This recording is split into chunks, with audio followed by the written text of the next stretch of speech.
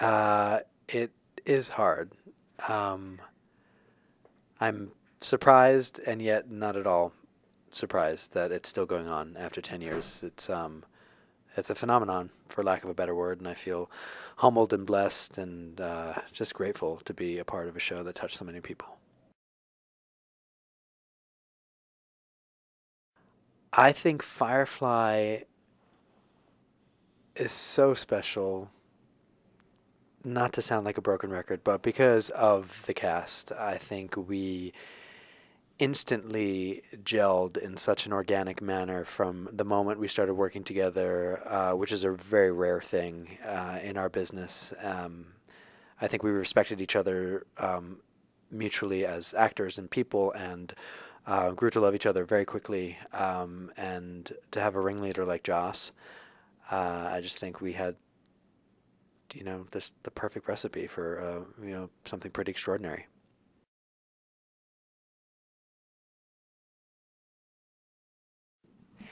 The thing about Joss that I love the most is, you know, given his brilliance and he's just a genius and remarkable, he is possibly one of the most accessible people I've ever met in the industry. To have somebody of his stature, and yet he was a friend, and I felt love from him, and he was a mentor, and so he wasn't just a boss. He was just sort of, one of the actors, really. I mean, we just sort of we had him there always, and he was just accessible in every sense of the word.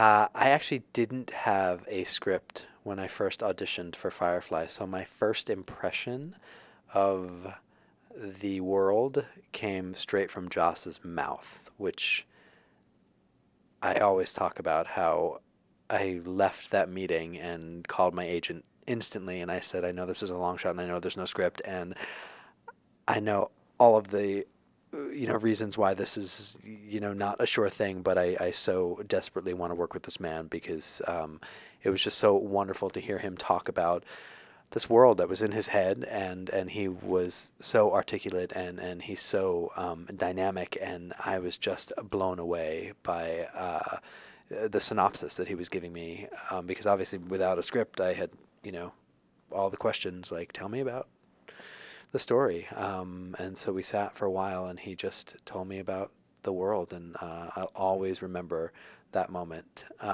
when I sort of fell in love with him, for lack of a better word, and the world.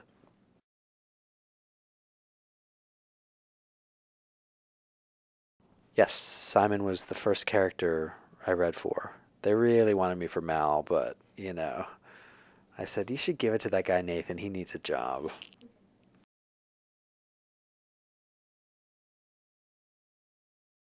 There are a few lines that are stuck in my head. Um, I'm trying to think. One of my favorite lines ever was, "It's okay to leave them to die." When I say to River as she's going out with the crew. Um, and my other favorite line is, when Jewel says, "Well, to hell with this. I'm gonna live."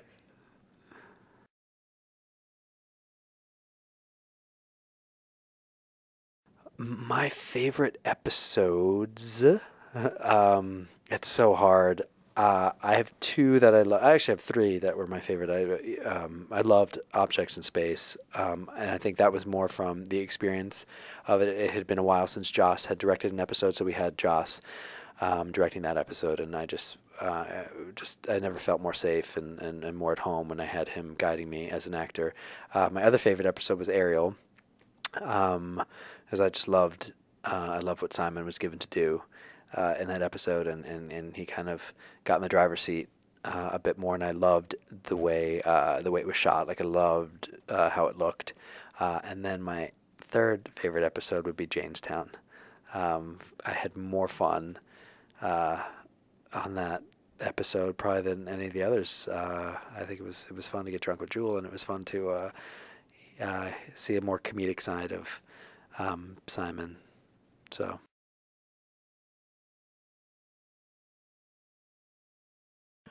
I I had heard that the movie was in the works, and I didn't believe it because I guess I was a jaded Hollywood actor who had been on so many canceled shows. I was actually having dinner at Joss's house. Joss and his wife were cooking dinner for me in summer, and Joss was making me some Chilean sea bass and says, "Oh, by the way, I'm leaving for Cape Cod to go write the script." And I said, "Wait, I'm sorry. This is something that's actually happening." I kind of still didn't believe him all that much. I mean, it's not that I thought he was lying, but it really didn't sink in until the table read when we actually sat back down, and it was just I looked around the table, and there were all of these people I loved so dearly. Reading the words of these characters that I loved so dearly. And so when it all started to come to life again and hearing the story again and hearing it said out loud, I just got goosebumps and I couldn't believe it was happening. I mean, it just doesn't happen that way in Hollywood. So it was pretty remarkable.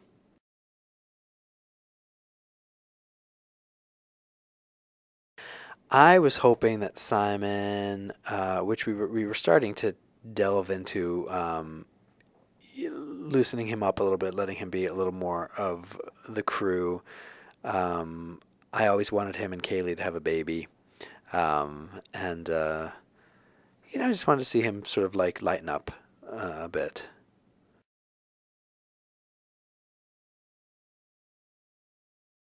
What are browncoats? I'm kidding. Um, have Yes, browncoats were my first experience with fandom. I didn't know that there was a fan base out there until my first trip to Comic Con when we were shooting Serenity. I think it was Comic Con in 2004, the summer of 2004, because Serenity came out in 2005.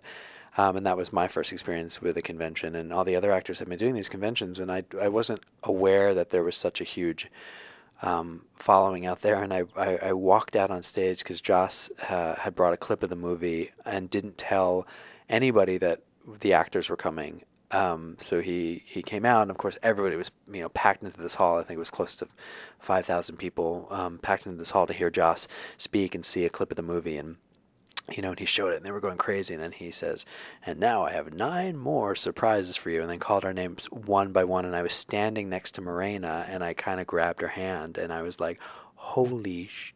And she's like, "I know, right? It's crazy." And I think that's when I had never experienced fandom, period. But I think the Browncoats are more than fans. I mean, I think the work they're doing everywhere. It just seems like they're all over the world, just raising money on our behalf, which is just humbling and pretty extraordinary.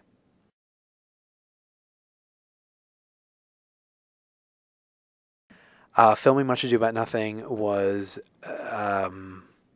probably the most exhilarating I had felt in a while. I was terrified to do it initially. When Joss had asked me to do it, I was working on another series and I didn't think that I would be able to do it. But my amazing manager who pushed me to say yes, and then he worked it out with the other production that they would write me out of a few episodes. And I went into production on Much Ado, terrified again.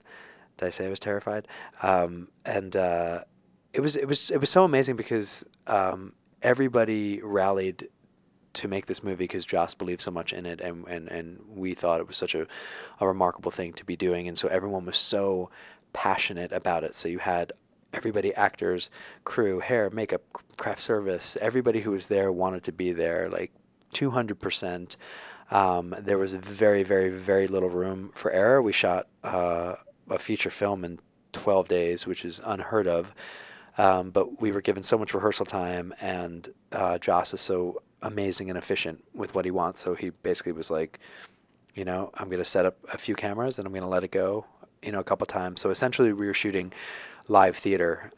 So I would finish takes of certain scenes and literally would have covered in goosebumps, and it it was so exhilarating. It was like shooting live theater.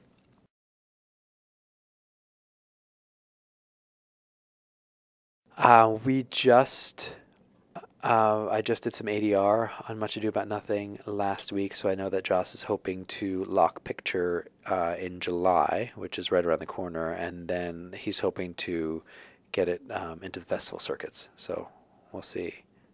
Maybe we'll.